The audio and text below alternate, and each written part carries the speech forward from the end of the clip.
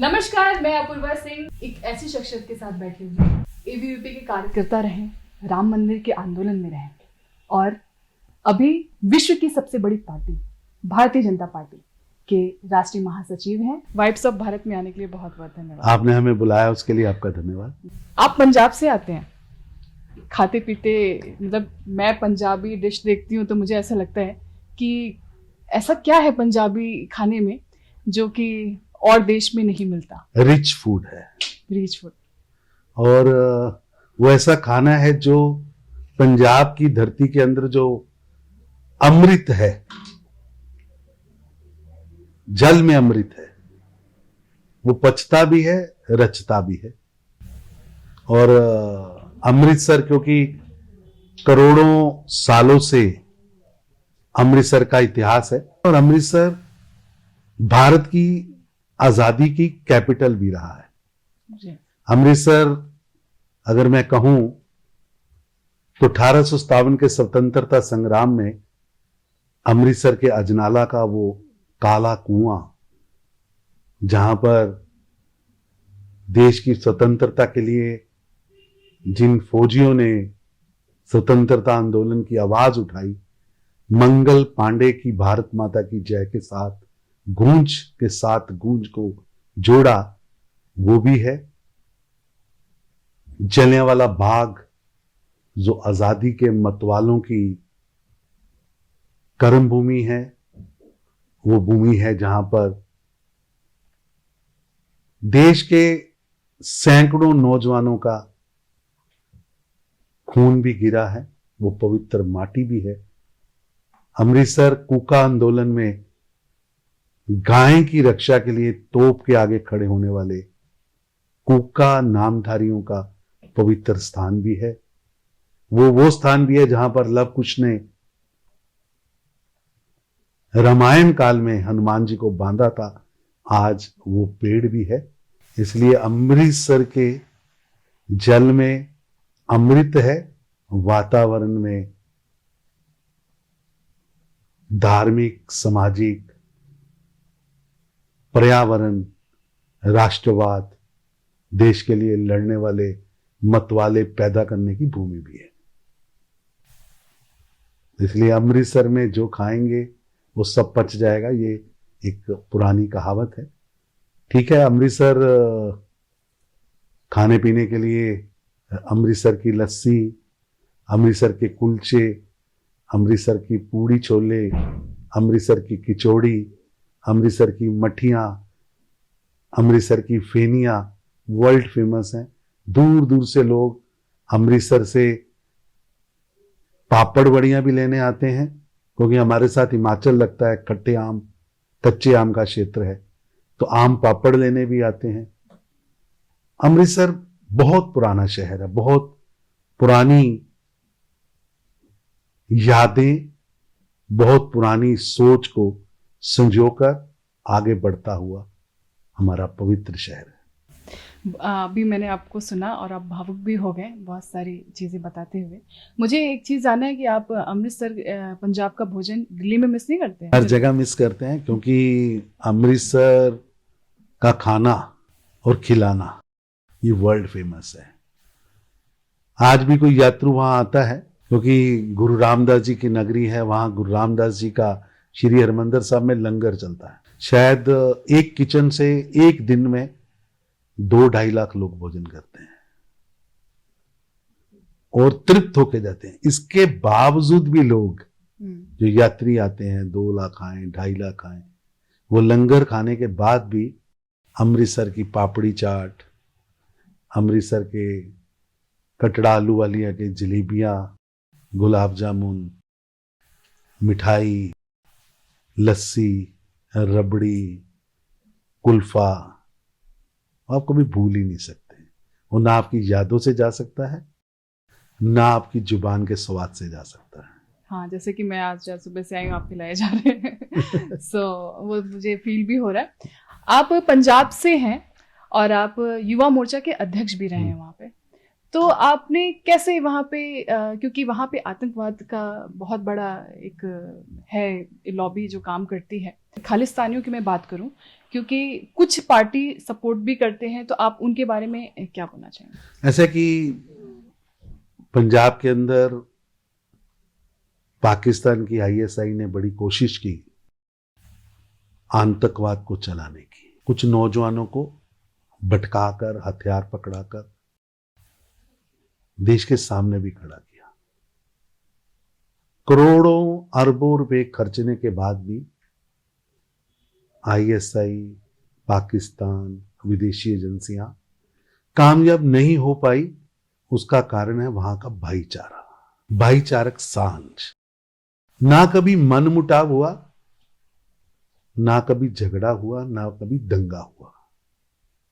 एक संप्रदाय के लोगों को चिन्हित करके बसी से उतारकर मार दिया गया, तो उनकी लाशें उठाने वाले कोई बाहर से नहीं आए, वही सब लोग उनके साथ खड़े थे। कहीं ईंट भी नहीं चली। मेरे को याद है 1984 में जब दिल्ली के अंदर और दिल्ली सहित कई महानगरों में, कई जिलों में कांग्रेस नियोजित दंगा कराया गया, हमले कराए गए, सिखों के घर जला दिए गए, गुरुद्वारे जला दिए गए, चुन चुनकर गलों में टायर डाल के मारा गया, वोटर लिस्ट पकड़कर टिक कर करके कांग्रेस के वर्करों ने सिखों की हत्या की। उन दिनों में भी पंजाब में किसी ने इसलिए किसी को नहीं मारा कि वो किसी संप्रदाय से आता है, वो किसी पार्टी से आता है। इसलिए पंजाब की नींव में गुरुओं का आशीर्वाद है। पंजाब के भाईचारे में हमारी गुरु परंपरा का बहुत बड़ा योगदान है। ठीक है, वेदों की, पुराणों की धरती है, वो ब्यास का किनारा भी है, जिस ब्यास जो ब्यास ऋषि जी के नाम पर है। वो धरती अध्यात्म में बहुत बड़ा स्थान है पंजाब की धरती का। ऐसा कहते हैं कि इस पंचनद की धरती पर वेदों का रचना भी हुई है। लेकिन पिछले 400 सालों से जिस तरह कबीर जी पैदा हुए वाराणसी में, लेकिन कबीर जी को मानने वाले पंजाब में हैं। रविदास जी पैदा हुए उत्तर भारत में, उत्तर प्रदेश में, लेकिन गुरु रविदास जी के मंदिर आपको पूरे पंजाब में मिलेंगे, उनके मानने वाले आपको पूरे पंजाब में मिलेंगे। भगत नामदेव महाराष्ट्र, लेकिन मानने वाले, उनके मंदिर, उनकी शिक्षाओं को समझने वाले, उनके नाम पर संप्रदाय चलाने वाले लोग आपको पंजाब में मिलेंगे। इसलिए पंजाब भक्ति काल की कैपिटल है। एक चीज मुझे पता चली है आपकी, जो मुझे पहले नहीं पता थी, आप स्वतंत्रता सेनानी के घर से आते हैं। ऐसा और आपके घर पे भगत सिंह जी का आना जाना था, तो परिवार भी अभी ऐसा पता चला है कि आते जाते रहते हैं। तो मुझे लगता है कि उसका भी, आप जो लड़ते रहते हैं हर जगह, सारे राज्य में जाते हैं, उसका भी इफेक्ट है। ऐसे कि हमारा जो मोहल्ला था वो पूरा मोहल्ला ही फ्रीडम फाइटर मूवमेंट में था। अच्छा।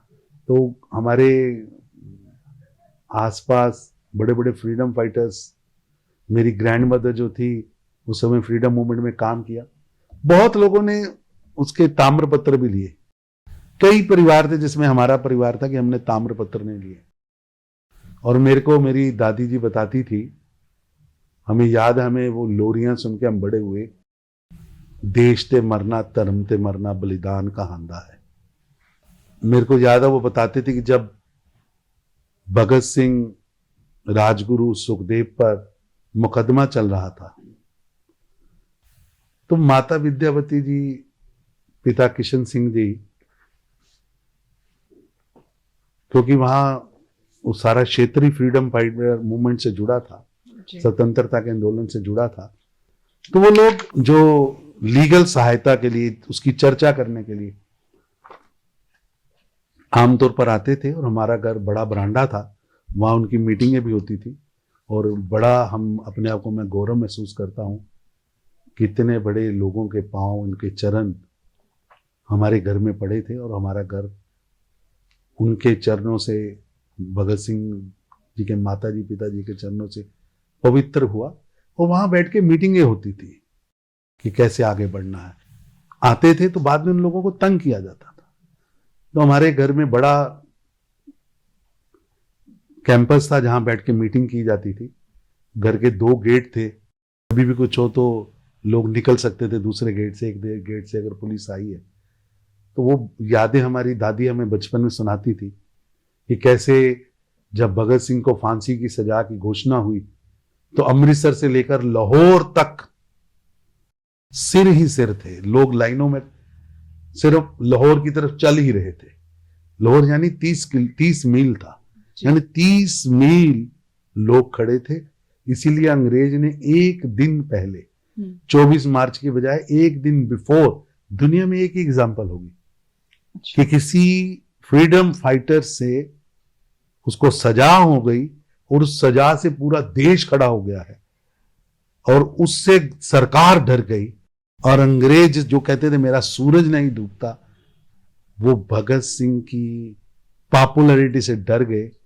उसके प्रति जनता के मन में अथाह प्रेम है, उससे डर गए और अपने ही फैसले को 1 डे बिफोर 24 मार्च के बजाय 23 मार्च हड़बड़ी में भगत सिंह, राजगुरु सुखदेव को फांसी दी गई।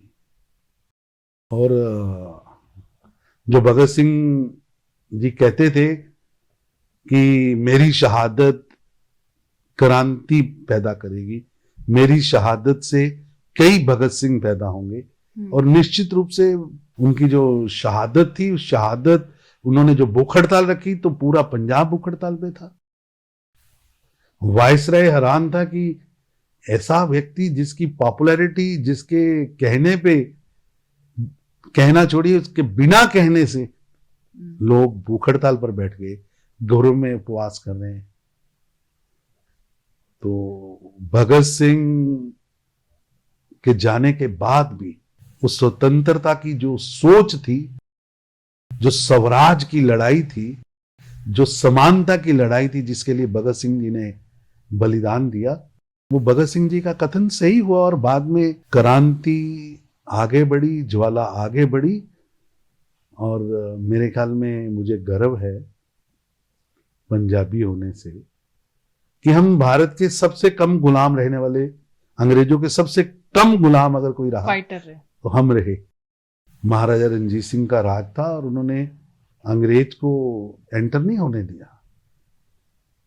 नहीं तो भारत के अंदर वो भी हमारे क्षेत्र हैं जहां शायद 200-300 साल अंग्रेजों ने राज किया।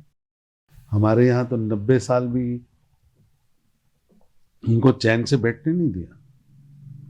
श्रृंखला है। जलियांवाला बाग का बदला लेने वाले बेटे भी हैं जो अंग्रेज को, अंग्रेज की धरती पर जाकर भी, वहां जाकर भी उसको शूट करते हैं। अडवायर जिसने गवर्नर था उसको बताते हैं कि जलियांवाला बाग के निर्दोष निहत्थे लोगों पर मशीन गन चलाने वाले और उसको चलाने का आदेश देने वाले को भी हम बख्शते नहीं। जालिम को सजा देना हमारे खून में। मुझे ये एक बात बताइए, आप पंजाब से आते हैं और भारतीय जनता पार्टी विश्व की सबसे बड़ी पार्टी है, तो ऐसे क्या कमी है कि वहां सरकार नहीं बना पा रही? ऐसा है कि भारतीय जनता पार्टी पंजाब में बहुत पहले से काम कर रही है, लेकिन हमारा एक समय तो पूरे देश में था जब कांग्रेस बिन सत्ता थी और कांग्रेस का एक बड़ा नेतृत्व जो था वो पंजाब से आता था। आप देखिए, देश के गृह मंत्री, देश के राष्ट्रपति, देश के रक्षा मंत्री पंजाब से आते थे। देश के राष्ट्रपति के रूप में ज्ञानी जैल सिंह जी पंजाब के रहने वाले थे। सरदार बूटा सिंह जी, उससे पहले भी काफी लोग पंजाब से आते थे और कांग्रेस का गढ़ था। लेकिन जब पूरे देश के अंदर कांग्रेस कमजोर होनी शुरू हुई और दूसरी पार्टियां बढ़नी शुरू हुई, तब भारतीय जनता पार्टी और अकाली दल का गठजोड़ हो गया। और भारतीय जनता पार्टी अपनी यादा शक्ति होने के बावजूद भी हमने पंजाब की भाईचारक सांझ को समझते हुए और पंजाब की शांति को सामने रखते हुए अपने आप को छोटा मानकर वहां गठबंधन किया और लगभग 30 साल वो गठबंधन रहा, जिसके कारण एक बहुत बड़ा क्षेत्र था जहां हम लड़ते ही नहीं थे। तो 2017 तक हमारा 20 तक गठबंधन रहा, 30 साल तो चुनाव मिलकर लड़े, 77 से लेकर 2017 2019 तक का चुनाव मिलकर लड़ा और 2020 में हमारा गठबंधन टूटा और तब से भारतीय जनता पार्टी ने ताकत पकड़नी शुरू की है और 117 सीटों पर काम शुरू हुआ। पहले तो हम 23 सीटें लड़ते थे, 23 सीटों में पार्टी बहुत मजबूत थी। हमारा स्ट्राइक रेट तो एक बार 18, एक बार 19, 23 में से 19। हम 3 लड़ते थे, 3 जीतते थे। लेकिन अब लड़ते ही 3 थे लोकसभा की, तो जीतते भी 3 ही थे।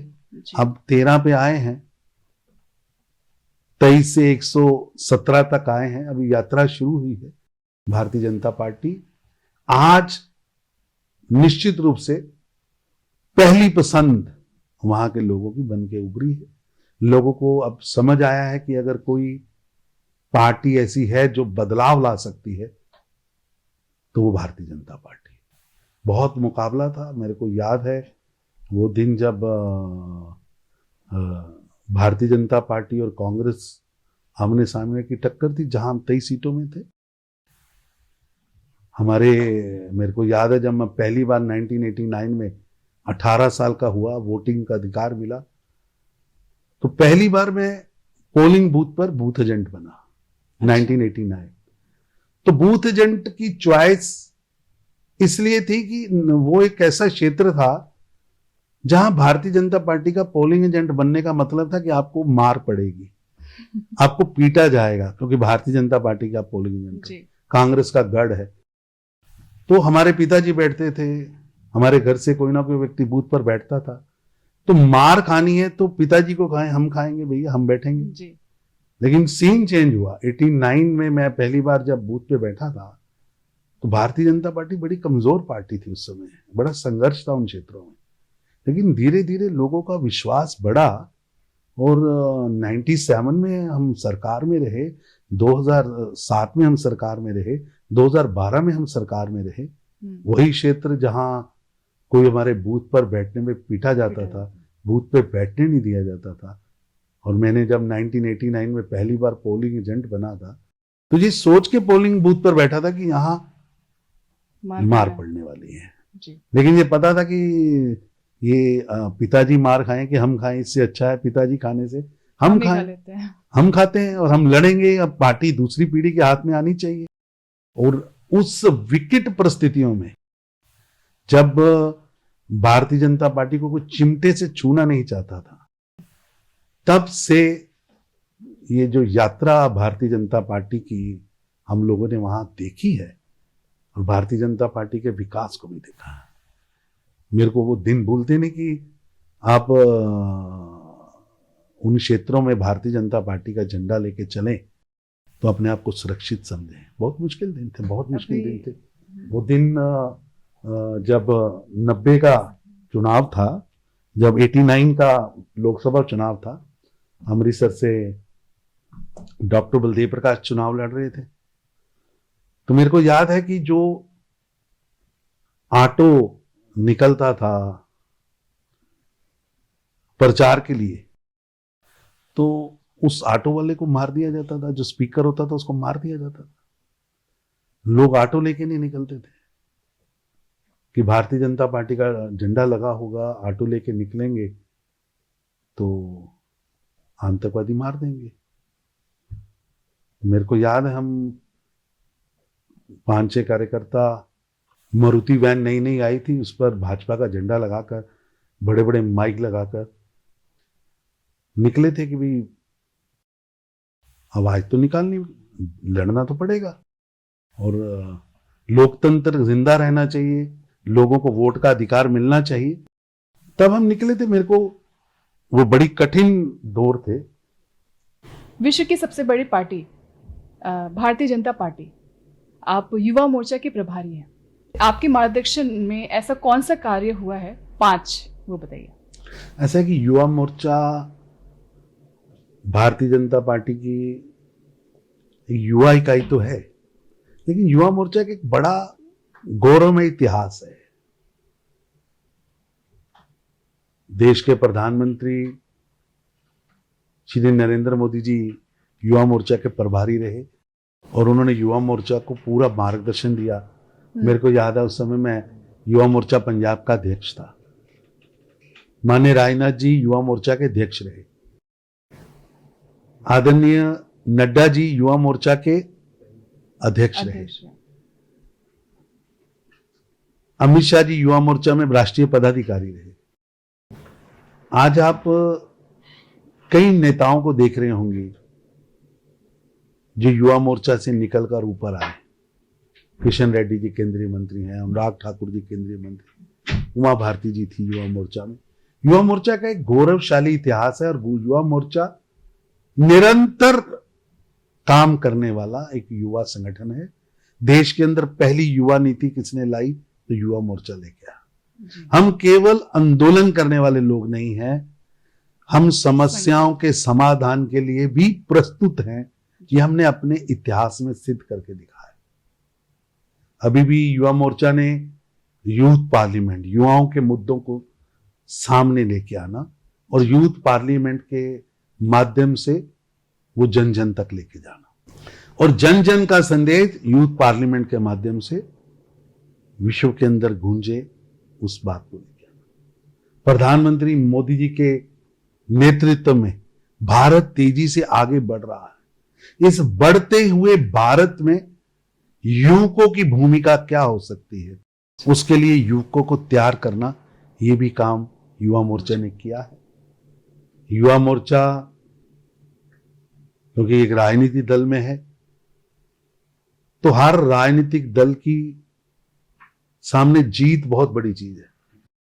2014 हो या 2019 हो या विधानसभाओं के चुनाव हो, भारतीय जनता पार्टी के युवा कार्यकर्ताओं ने अपना समय भी लगाया है,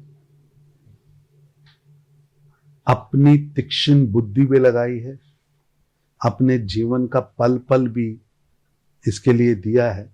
अगर कार्यकर्ता को प्रचार के लिए कहा तो प्रचार में भी निकला है। तो युवा मोर्चा ने बड़ी भूमिका अदा की है और अभी आने वाले 24 के चुनाव में भी युवा मोर्चा अभी मंडल सशक्तिकरण अभियान में जुटा है। अच्छा। कि देश के 16,000 मंडलों में युवा मोर्चा के राष्ट्रवादी कार्यकर्ता सजग व सतर्क होकर खड़े हों, उसके लिए भी काम किया जा रहा है। देश के लगभग 2 लाख शक्ति केंद्रों पर युवा मोर्चा की टोली वहां पर पहरेदारी करे, राष्ट्रवाद की सोच को आगे लेके चले, उसके लिए भी युवा मोर्चा काम कर रहा है। और देश के अंदर हम युवाओं के अंदर राष्ट्रभक्ति और नैतिक गुण बढ़े, उसके लिए ट्रेनिंग कैंप्स भी लगाते हैं। देश के अंदर युवा मोर्चा ने एक सकारात्मक राजनीति किसे कहते हैं, उसकी ओर कदम भी बढ़ाया है। देश के अंदर तिरंगा यात्राएं, और मैं भूल नहीं सकता एक समय था कि लाल चौक में तिरंगा चढ़ाने के लिए आज के प्रधानमंत्री श्री नरेंद्र मोदी जी धमकियों और चुनौतियों के बाद भी, जब आतंकवादियों ने कहा था कि कोई माई का लाल, किसने मां का दूध पिया है जो वहां आकर तिरंगा चढ़ाएगा, तो मोदी जी ने उस समय बता दिया था कि हाँ मां का दूध पिया है। लेकिन कितनी विकट परिस्थितियां थी, रोका जा रहा था, जगह जगह पर बैरिकेड लगे थे। जम्मू में लाखों कार्यकर्ता, जिनमें से मैं भी एक था, हम सब लोग कश्मीर की ओर कूच कर रहे थे। पुलिस रोक रही थी, लाठीचार्ज हो रहा था, तनाव था, तमस था। जहाज में बिठाकर मुरली मनोहर जोशी जी सहित आदरणीय नरेंद्र मोदी जी इस वहां गए और जाकर लाल चौक पर तिरंगा चढ़ाया। आज उसी लाल चौक से युवा मोर्चा का कार्यकर्ता बाइक्स लेकर तिरंगा यात्रा निकालते हैं। और वो तिरंगा यात्रा उस समय निकलती है जब धारा 370 और 35 के कलंक से जम्मू कश्मीर को मुक्ति मिलती है। और वहां की नेता महबूबा मुफ्ती कहती है कि जम्मू कश्मीर में कोई हाथ नहीं मिलेगा जिसके हाथ में तिरंगा हो। और युवा मोर्चा सिद्ध करता है कि कश्मीर की धरती पर एक नहीं, दो नहीं, लाखों हाथ हैं जिनके हाथों में तिरंगा है और जुबान पर एक ही है, भारत माता की जय, वंदे मातरम। तो मैं समझता हूं युवा मोर्चा ने बहुत ऐतिहासिक काम पूर्व में किए हैं और आज भी सकारात्मक राजनीति, राष्ट्रवाद की राजनीति, नेतृत्व के अंदर नैतिकता की राजनीति, नेतृत्व गढ़ने की राजनीति, नेतृत्व गढ़ने का काम युवा मोर्चा निरंतर कर रहा है। और आज के युग में जब युवकों को आगे बढ़ना है, विश्व के अंदर हमें सबसे तेजी से बढ़ने वाली अर्थव्यवस्था से विश्व की हम 5वीं अर्थव्यवस्था बने हैं, तीसरी का टारगेट प्रधानमंत्री जी ने रखा है। तो स्टैंडर्ड स्टार्टअप योजना क्या है, स्टार्टअप के माध्यम से कैसे युवाओं ने विश्व मंच पर भारत के नाम को रोशन किया, वो सभी नौजवानों के पास नीचे तक जाए, युवा मोर्चा उसके लिए भी काम कर रहा है। आप वहां के प्रभारी भी हैं जम्मू कश्मीर के, तो मुझे बताइए 370 एक बहुत इमोशनल मुद्दा है और मुझे एक बात बताइए, जम्मू कश्मीर में कितना इफेक्ट है इसका? ऐसा है कि 370 और 35 से जब ये लाई गई धोखे से, षड्यंत्र से, ये थोपी गई थी जी। शायद बहुत कम लोगों को पता होगा कि पंडित नेहरू जी और शेख अब्दुल्ला जी में एक बड़ी जबरदस्त दोस्ती थी। और शेख अब्दुल्ला की पार्टी जो मुस्लिम कॉन्फ्रेंस थी, उसने भी वहां पर संविधान सभा के लिए चुनाव लड़ा। और वहां एक राष्ट्रवादी दल जो जनसंघ से पहले बना, प्रजा परिषद, प्रेमनाथ डोगरा जी के नेतृत्व में, उन्होंने भी चुनाव के लिए एप्लीकेशन दी। लेकिन तब के पहले प्रधानमंत्री पंडित जवाहरलाल नेहरू जी ने प्रजा परिषद के सभी लोगों के कागज ही रद्द करा दिए। 62 उम्मीदवारों के कागज रद्द करा दिए जहां से प्रजा परिषद जीत के पहुंच सकती थी और वहां की जम्मू कश्मीर की संविधान सभा में राष्ट्रवाद की बात कर सकती थी। उनके कागज रद्द करा दिए और मुस्लिम कॉन्फ्रेंस के नेता शेख अब्दुल्ला को खुली छूट दी। और शेख अब्दुल्ला की जो खुली छूट दी गई, उसके बल पर शेख अब्दुल्ला के प्रभाव में आकर या उसके प्रेशर में आकर 370 और 35 से जैसे प्रावधान लाएंगे। एक देश में 2 प्रधान यानी 2 प्रधानमंत्री, एक प्रधानमंत्री भारत का श्री जवाहरलाल नेहरू और जम्मू कश्मीर का प्रधानमंत्री शेख अब्दुल्ला। 2 निशान यानी 2 राष्ट्रध्वज, हमारा तिरंगा और वहां नया राष्ट्रध्वज। 2 विधान यानी भारत का संविधान अलग, जम्मू कश्मीर का संविधान अलग। 2 निशान, 2 प्रधान, ये क्या है? और उस समय मेरे गौरव है कि भारतीय जनता पार्टी की जो पहले दल था जनसंघ, उसके पहले संस्थापक अध्यक्ष श्यामा प्रसाद मुखर्जी ने केवल आवाज ही नहीं उठाई, उसके लिए संघर्ष किया। अब सोचिए कि जम्मू कश्मीर जाने के लिए आपको परमिट लेना पड़ता था, पासपोर्ट की तरह एक आपको आवेदन करना पड़ता था जी। जम्मू कश्मीर की सरकार चाहे तो आप आ सकते हैं, नहीं तो नहीं आ सकते। ये कैसा एक भारत श्रेष्ठ भारत की बिल्कुल विपरीत। तो श्यामा प्रसाद मुखर्जी ने आंदोलन शुरू किया और उस आंदोलन में जब वो मुखर्जी साहब माधोपुर पहुंचे, लखनपुर बॉर्डर पे पहुंचे, तो उनके साथ उनके पॉलिटिकल एडवाइजर के रूप में अटल बिहारी वाजपेयी थे, यंग अटल बिहारी वाजपेयी। तो मुखर्जी साहब को जब वो जम्मू कश्मीर में एंटर हुए विदाउट परमिट, तो उनको गिरफ्तार कर लिया गया। तब उन्होंने अटल बिहारी वाजपेयी जी को कहा, गो अटल टू से the nation Mukherjee arrested but entered Jammu and Kashmir without permit. और आज मुझे गौरव है कि श्यामा प्रसाद मुखर्जी जी का जो बलिदान है, उनको मार दिया गया वहां पर। उनके बलिदान से और बलिदान के बाद देश की कांग्रेस की सरकार जागी और शेख अब्दुल्ला का असली चेहरा देखा और शेख अब्दुल्ला को जेल में रखा लगभग 20 साल। और फिर वहां 2 प्रधानमंत्री वाला सिस्टम खत्म हुआ, परमिट वाला सिस्टम खत्म हुआ। लेकिन सोचिए 370 फिर भी थी। भारत की संविधान के सामने एक नया संविधान था वहां पर। भारत के अंदर पूरे सभी स्टेट्स की विधानसभाओं की कार्यकाल 5 साल का, जम्मू कश्मीर का 6 साल का। भारत की पार्लियामेंट में पास हुआ कोई भी कानून देश की सभी विधानसभा में लागू है, लेकिन जम्मू कश्मीर में लागू नहीं है जब तक जम्मू कश्मीर की विधानसभा पारित ना करे। ऐसा खोखला सिस्टम खड़ा किया कि भारत की जड़ें कमजोर हो जाएं। मैं सलूट करता हूं भारत के प्रधानमंत्री श्री नरेंद्र मोदी जी को, जिनके नेतृत्व में देश के गृह मंत्री अमित शाह जी ने 5 अगस्त 2019 को 370 और 35A के कलंक से मुक्ति दिलाई। तब यही फारूक अब्दुल्ला साहब कह रहे थे कि 5 बार भी मोदी पैदा हो जाए तो 370 नहीं तोड़ सकता। ये महबूबा जी कह रही थी कोई अगर 370 टूट गई तो कोई तिरंगा उठाने वाला हाथ नहीं मिलेगा।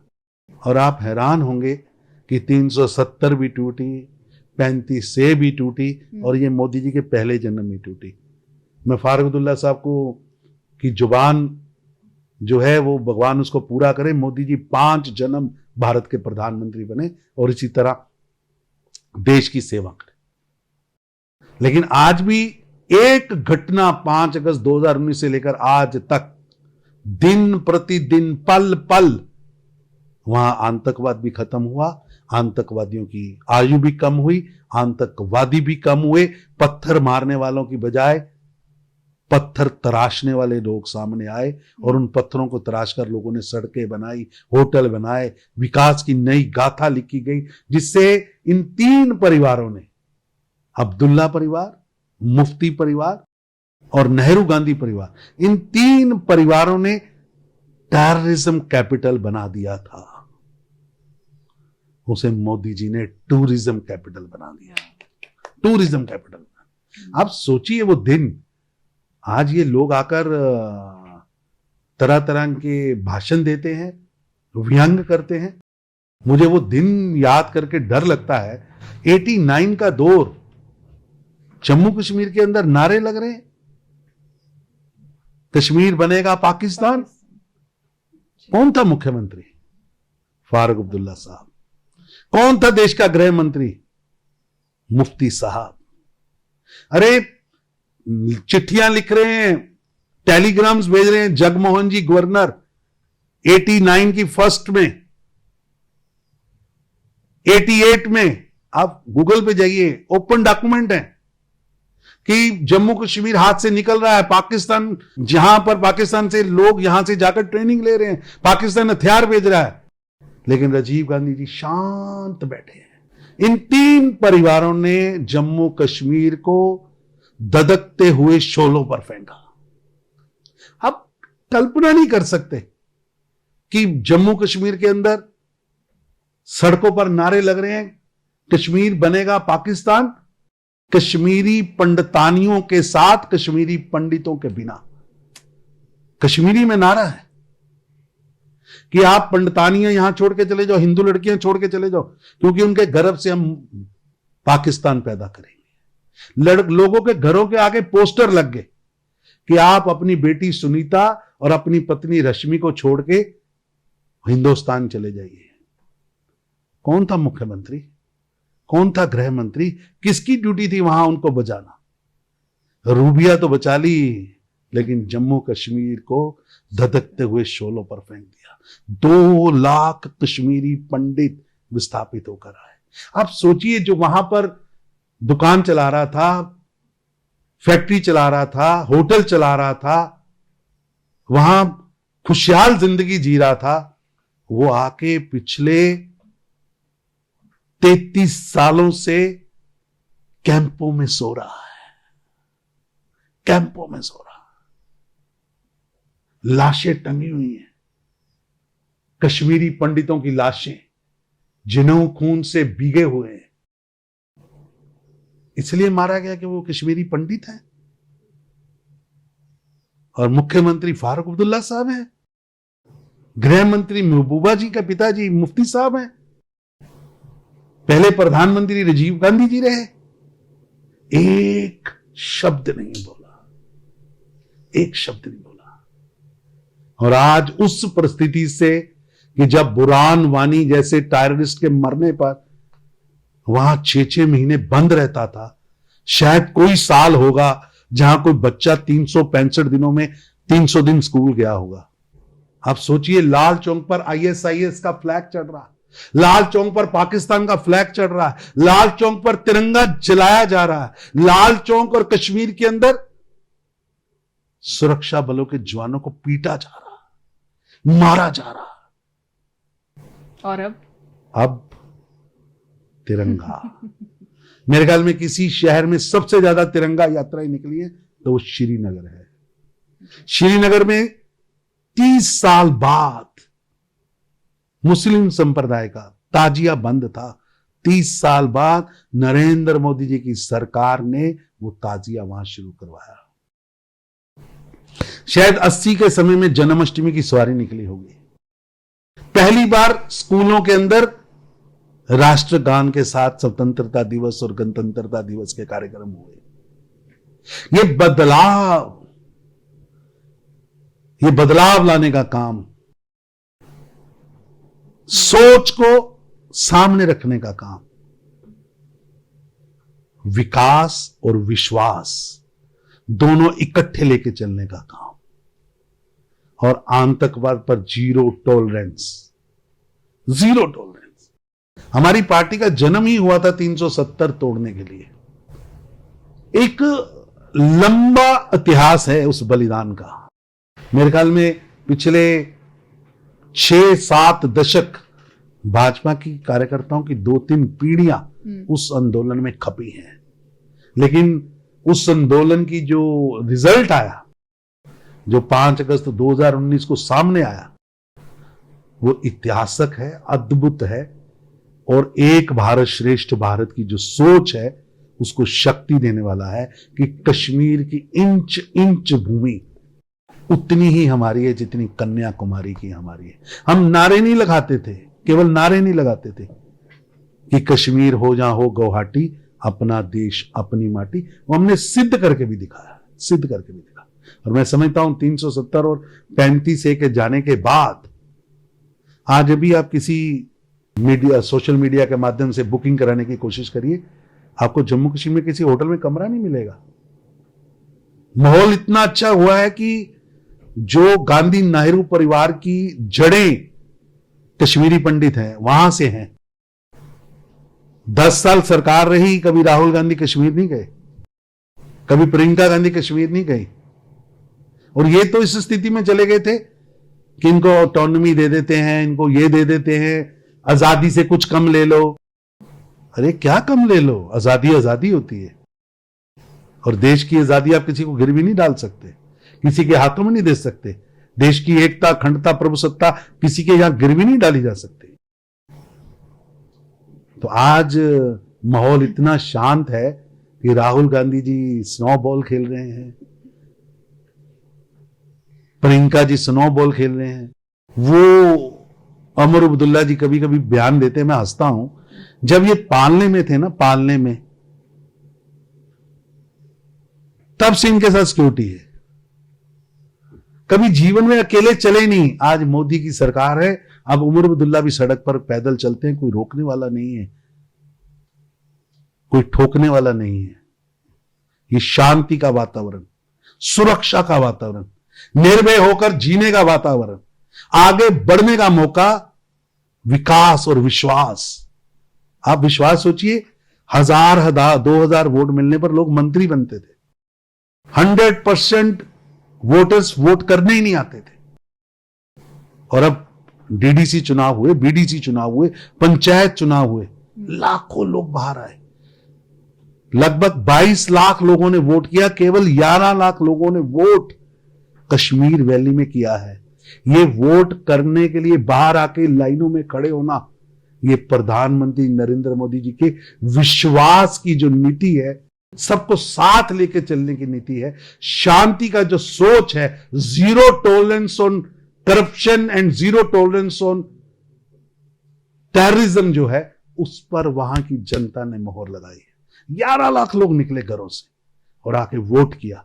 और उस वोट के समय में भी ये अब्दुल्ला मुफ्ती और गांधी नेहरू परिवार बायकाट की सोच को लेकर बैठा था, गुपकार गठबंधन बना रहा था, अलगाववाद की बात कर रहा था। जनता ने नकार दिया। ये नकारे हुए लोग हैं। और मैं समझता हूं नया सवेरा आया है। जम्मू कश्मीर आगे बढ़ेगा, कोई रोक नहीं सकता। जम्मू कश्मीर के विकास को रोक नहीं सकता। और जम्मू कश्मीर के नागरिकों की सुरक्षा, नागरिकों की रक्षा, आतंकवादियों से रक्षा, ये हमारा दायित्व है। हम उसको पूरा करेंगे। और हमने नीति बनाई है कि जो भारत के नागरिकों पर हमला करेगा वो बख्शा नहीं जाएगा। उसकी जगह कब्र में, उसे कब्र में पहुंचाएंगे। देश के नागरिकों की सुरक्षा सर्वप्रथम है। जम्मू कश्मीर के नागरिकों की सुरक्षा सर्वप्रथम।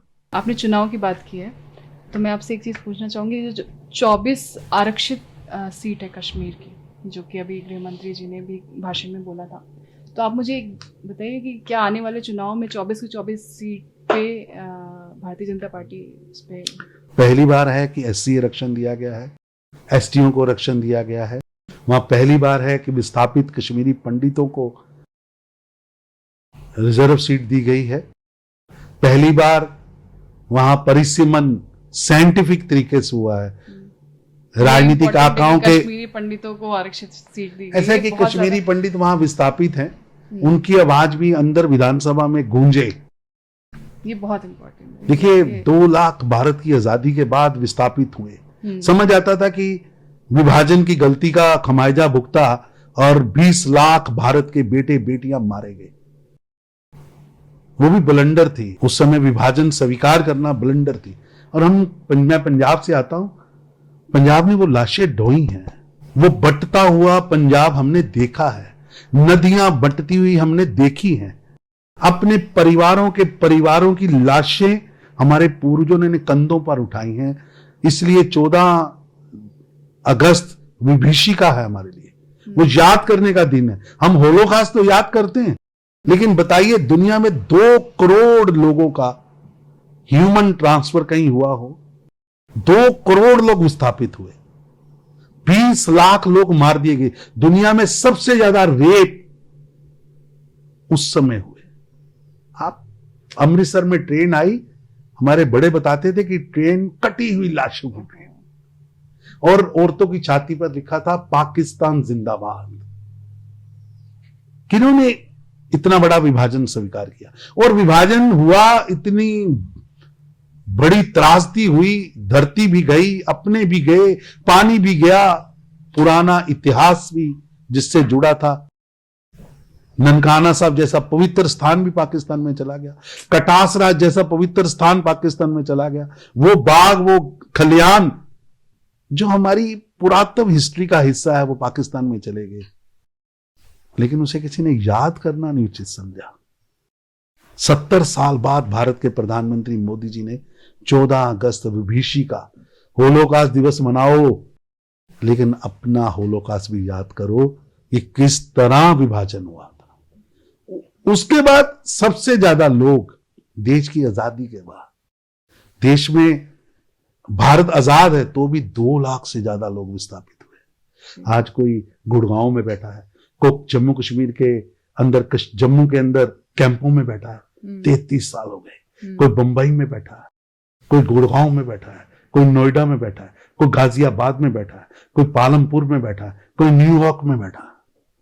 अपना घर, अपनी जमीन, अपना वतन, अपना परिवार, अपनी मादरे वतन को छोड़कर विस्थापित है। लेकिन इन 3 परिवारों ने आज तक उनके दुख को समझा ही नहीं, और इन 3 परिवारों की ब्लंडर थी जिसको आज हम भुगत रहे हैं। हाल ही में अभी इलेक्शन हुए हैं और 3 राज्य में हमारी सरकार भी बनी है। तेलंगाना के आप प्रभारी हैं, तो मुझे ये जानना है कि 1 से 8 सीट पे हम लोग आए हैं, और मुझे जानना है कि क्या हम लोग आने वाले वर्षों में हमारी भारतीय जनता पार्टी की सरकार बनेगी या नहीं बनेगी। 1 से 8 आने में हमने 60 की नींव रखी है कि 60 कैसे जाना है। और मैं धन्यवाद करता हूं भारत के प्रधानमंत्री श्री नरेंद्र मोदी जी का, गृह मंत्री अमित शाह जी का, और हमारे राष्ट्रीय अध्यक्ष श्री जेपी नड्डा जी ने एक कुशल रणनीति बनाई, और हमने लगातार पिछले 5 वर्ष बीआरएस के भ्रष्टाचार के खिलाफ, उनके परिवारवाद के खिलाफ, उनके अहंकार के खिलाफ हमने वातावरण खड़ा किया। जो हमने वातावरण खड़ा किया, उस वातावरण में हमने आंदोलन भी किया, हमारे नेता जेल गए, संघर्ष हुआ, सड़कों पर हमने संघर्ष किया। हमारे सैकड़ों कार्यकर्ताओं की लिस्ट है जो घायल हुए, जो जेलों में गए, पर्चे डाल दिए गए, हमारे एमपीज, हमारे स्टेट प्रेसिडेंट जेलों में गए। उस संघर्ष में बीआरएस के शासन से मुक्ति मिली है। लेकिन कुछ कारण ऐसे बने कि ट्रायंगुलर होने के कारण कांग्रेस पार्टी वहां सत्ता में आई, लेकिन लोगों के मन में मोदी है। ये 8 आए हैं, लेकिन 60 की नींव रखी गई है। अब आपने आंदोलन की बात की, लाठी की बात की, तो ममता बनर्जी तो आती ही है। मुझे पता चला है कि मैंने थोड़ा रिसर्च किया आपके बारे में। मैं उस टाइम पे मतलब मुझे नहीं पता था सोशल वर्क क्या होता है, पॉलिटिक्स क्या होता है, लेकिन मैंने रिसर्च किया तो मुझे पता चला कि आप 2016 में बंगाल गए थे और आपको भेजा गया था। आपके नेतृत्व में ही बहुत सारे कार्यकर्ता थे, और मैं जानना चाहती हूँ कि आप कैसे आपने कार्य किया, क्योंकि ममता बनर्जी जी का क्षेत्र था, आपने कैसे कार्य किया वहां पे? ऐसा है कि जो पॉलिटिक्स आज ममता जी कर रही हैं, ये नेगेटिव पॉलिटिक्स है। सरकारों का काम सभी धर्मों को, सभी संप्रदाय को, सभी जातियों को संरक्षण देने का है, रक्षण देने का है। लेकिन जो 2016 में हुआ और जो 2022 में हुआ, वो दुर्भाग्यपूर्ण था। दोनों विधानसभा चुनाव में ममता जी ने खेला होबे के नाम पर अपने पॉलिटिकल विरोधियों को शत्रु मानकर उन पर हमले भी करवाए, और टीएमसी के कार्यकर्ताओं ने जिस तरह चुनाव के अंदर घरों के घर तबाह कर दिए। 21 का वो दौर, 2021 का दौर, 2016 का दौर, भय की पॉलिटिक्स, भय, एक भय पैदा करो। लगभग 20,000 से ज्यादा आपराधिक घटनाएं चुनाव के बाद हुई। ऐसे लग रहा था कि कोई पार्टी चुनाव नहीं जीती है, उसके हाथ में किसी पर भी अत्याचार करने की, उसका घर चलाने की, उसका घर तोड़ देने की, उसको मार देने की, उसकी पत्नी बच्ची के साथ बलात्कार करने का लाइसेंस मिल गया है। 25,000 से ज्यादा घटनाएं हुई। और ममता बनर्जी जो राजनीति कर रही है तोड़ने की, अलगवाद की, संप्रदाय की पॉलिटिक्स, वोट बैंक की पॉलिटिक्स, ममता बनर्जी आज के मॉडर्न युग की मॉडर्न जिन्ना की भूमिका में है। जिस तरह जिन्ना ने 47 में भारत को तोड़ने का काम किया था, जो मुस्लिम लीग काम कर रही थी देश के विभाजन का, समाज के विभाजन का, वही काम मॉडर्न जिन्ना ममता बनर्जी कर रही है, तोड़ने का काम। वोट बैंक की राजनीति करिए, लेकिन इतनी तुष्टीकरण की पॉलिटिक्स, और उस तुष्टीकरण से हमलों की राजनीति, बर्बाद करने की राजनीति और विरोधी को शत्रु मानकर समाप्त करने की राजनीति, ये गलत, दुर्भाग्यपूर्ण। ये मॉडर्न जिन्ना भारत के लोकतंत्र पर कलंक है। मुझे ये भी पता चला कि आप राम मंदिर के आंदोलन में भी थे और ये बहुत आपने बड़ी रिसर्च चीज़ की है, बहुत रिसर्च करके आए हैं। देखिए, राम जन्मभूमि के आंदोलन में शामिल होना तो गौरव की बात। 400 साल का संघर्ष है। हम तो एक पीढ़ी के कार्यकर्ता हैं। हमसे पहले इस देश में 25 पीढ़ियों ने इसके लिए संघर्ष किया है। 80 बार संघर्ष हुआ है और 30 अक्टूबर 6 दिसंबर बड़ी महत्वपूर्ण घटना है कि वोट बैंक के लिए किस तरह देश के करोड़ों लोगों के दिल को ठेस पहुंचाई गई, हजारों को रौंदा गया। और आज मैं बधाई देता हूं भारत के प्रधानमंत्री श्री नरेंद्र मोदी जी को, जिन्होंने श्री राम जन्मभूमि के 400 साल से लटके हुए मसले का हल भी किया। कल तक कांग्रेस के लोग कहते थे, समाजवादी पार्टी के लोग चुस्कियां लेते थे, सौगंध राम की खाते हैं, मंदिर वहीं बनाएंगे लेकिन डेट नहीं बताएंगे। अब तो जवाब है भैया, आइए 22 जनवरी को आपको डेट भी बताते हैं और मंदिर निर्माण में जो रह गए, जिन्होंने कार सेवा में भाग नहीं लिया, वो भी आए और अयोध्या की मिट्टी को चंदन मानकर माथे पर लगाएं, क्योंकि ये धरती है जिसमें आदर्श राज्य का मतलब राम राज्य है। मर्यादा पुरुषोत्तम पुरुष के नाते राम हमारे आइडियल है। आक्रांताओं से लड़ने वाला, स्त्री की रक्षा के लिए गांडीव उठाने वाला राम, पिता की आज्ञा को अक्षरशः पालन करने वाला श्री राम, जन जन का नायक, चाहे वो वन में रहने वाला है, चाहे वो सेना में रहने वाला है, उन सब का नायक, कश्मीर से लेकर कन्याकुमारी तक और विश्व के कई देशों में लोगों के लिए आराध्य राम, हम सबके जीवन के लिए एक आइडियल श्री राम। उनके मंदिर का, जन्मभूमि का मंदिर बन रहा है। मैं सबसे कहूंगा कि अपने जीवन के इस सबसे ऐतिहासिक गौरव के क्षण कि वहां आइए, जो एक विदेशी हमलावर ने करोड़ों भारतीयों के गौरव को, मंदिर को नहीं ढाया था, करोड़ों भारतीयों के गौरव को ढाया था, करोड़ों भारतीयों के मन मस्तिष्क में गुलामी की दास्तां की छाप छोड़ने का प्रयास किया था। आज मौसम बदला है, आज आक्रांताओं से डरने वाला भारत नहीं है। आज नेतृत्व करने वाला, विश्व को दिशा देने वाला, विश्व के अंदर अग्रिम राष्ट्र के रूप में उभरा भारत है, जो अपने पूर्वजों की धरोहर को भी बचाता है, मंदिर भी बनाता है और डेट भी बताता है।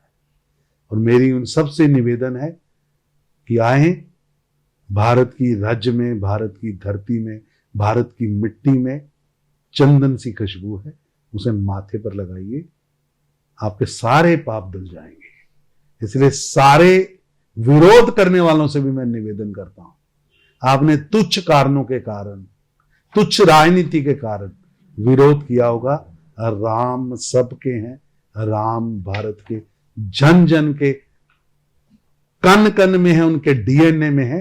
आइए, हम डेट भी बताते हैं, मंदिर में आओ और उस माटी को चंदन बांधकर माथे पर लगाओ। जय श्री राम। जय श्री राम। 2024 में भारतीय जनता पार्टी की कितनी सीटें? ऐतिहासिक, पहले से ज्यादा। अगले 5 सालों में आप अपने आप को कहाँ आंकते हैं? यहाँ ये समय अपने आप को आंकने का नहीं है, ये समय है अमृत काल का। मेरा देश कहाँ पहुंचेगा इसकी चिंता में हम सबको लगना है, 133 करोड़ भारतीयों को। नरेंद्र मोदी विश्व नेता हैं, नायक हैं, हीरो हैं, करोड़ों भारतीयों के लिए सदियों बाद एक नायक आया है। 22 जनवरी स्वर्णिम दिन, ऐतिहासिक दिन, गौरवमय दिन, सदियों की सामाजिक, आर्थिक, धार्मिक गुलामी की छुटकारा पाने का दिन। वाइब्स ऑफ भारत, आगे बढ़े, जन जन तक पहुंचे और अच्छी वाइब्स, पॉजिटिव वाइब्स, राष्ट्रवाद की सोच, प्रखर राष्ट्रवाद की सोच को आगे लेकर बढ़े, यही शुभकामनाएं हैं। और दिशा, नैरेटिव बदलने का समय है, ये भारत का समय है, इसलिए ये वाइब्स उसमें अहम भूमिका अदा करे, ये बढ़ते हुए भारत की वाइब्स बने, ये मेरी शुभकामना है। आपका बहुत बहुत धन्यवाद आदरणीय तरुण चुग जी।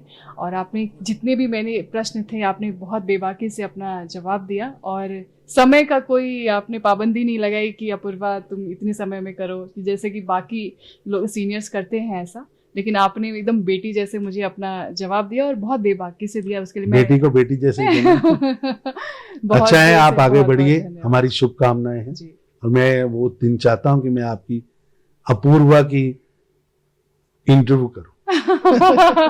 जी जी, थैंक यू। धन्यवाद। और हम भी पूछें आपसे कि अपूर्वा से अपूर्वा बनने की यात्रा क्या है।